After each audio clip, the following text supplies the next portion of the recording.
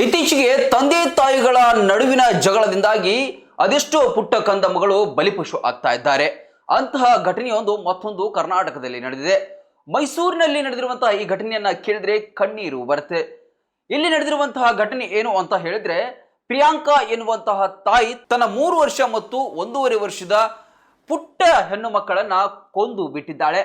ಅಷ್ಟಕ್ಕೂ ಏನಾಗಿತ್ತು ಅಂತ ಹೇಳಿದ್ರೆ, ಆರಂಭದಲ್ಲಿ ಚೆನ್ನಾಗಿದ್ದಂತಹ ಸಂಸಾರ ಅದೇನೋ ಗೊತ್ತಿಲ್ಲ, ಹೋಗ್ತಾ ಹೋಗ್ತಾ ಜೀವನದಲ್ಲಿ ಬಿರುಕು ಮೂಡಿತ್ತು. ಅಂದ್ರೆ ಗಂಡ ಹೆಂಡತಿಯ ಮಧ್ಯದಲ್ಲಿ ಆಗಾಗ ಕಲಹಗಳು ನಡೀತಾ ಇತ್ತಂತೆ, ಅಥವಾ ಅತ್ತೆ ಮನೆಯಲ್ಲಿ ಕಲಹ ನಡೀತಾ ಇರಬಹುದು. ಹೀಗೆ ಆಗಾಗ ಕೌಟುಂಬಿಕ ಕಲಹಗಳು ಹೆಚ್ಚಾಗಿರೋದ್ರಿಂದಾಗಿ ನೊಂದಂತಹ ಪ್ರಿಯಾಂಕಾ ಏನ್ ಮಾಡಿದಾಳೆ ಅಂತ ಹೇಳಿದ್ರೆ, ತನ್ನ 1.5 ವರ್ಷದ ಮಗಳು ದಿಶಾ ಹಾಗೂ 3 ವರ್ಷದ ಮಗಳು ಧೃತಿ ಎಂಬಾಕೆಯನ್ನ ನೇಣು ಬಿಗಿದು ಉಸಿರುಗಟ್ಟಿಸಿ ಕೊಲೆ ಮಾಡಿಬಿಟ್ಟಿದ್ದಾಳೆ.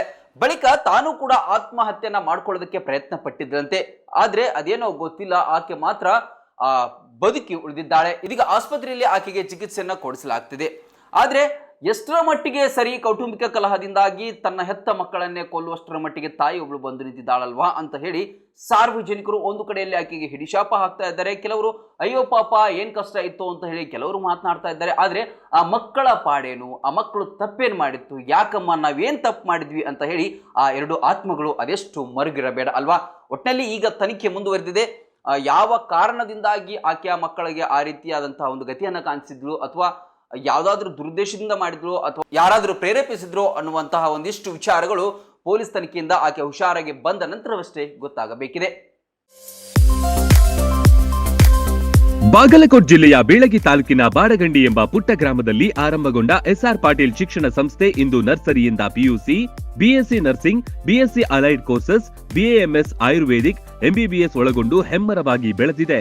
ಪಿಯುಸಿ ವಿಜ್ಞಾನ ವಿಭಾಗದಲ್ಲಿ ಸತತ 2 ಬಾರಿ ಜಿಲ್ಲೆಗೆ ಹಾಗೂ 4 ಬಾರಿ ತಾಲೂಕಿಗೆ ಪ್ರಥಮ ತಂದುಕೊಟ್ಟ ಹಿರಿಮೆ.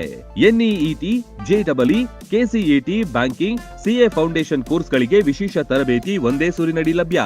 ಉತ್ತಮ ಹಾಸ್ಟೆಲ್, ಗುಣಮಟ್ಟದ ಊಟ ಉಪಹಾರ, ಮಕ್ಕಳ ಸರ್ವತೋಮುಖ ಅಭಿವೃದ್ಧಿಗಾಗಿ swimming pool, indoor outdoor stadium, gym, music class, ಚಿತ್ರಕಲಾ ತರಬೇತಿ ಸೇರಿದಂತೆ ಅನೇಕ ಸೌಲಭ್ಯಗಳಿವೆ.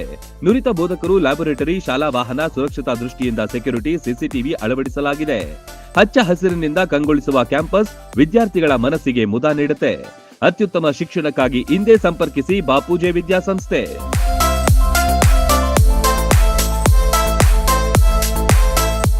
ರನ್ ಟಿವಿ ನ್ಯೂಸ್ ವಿಡಿಯೋಸ್ ನೋಡಲು ಸಬ್ಸ್ಕ್ರೈಬ್ ಮಾಡಿ, ಬೆಲ್ ಐಕಾನ್ ಪ್ರೆಸ್ ಮಾಡಿ.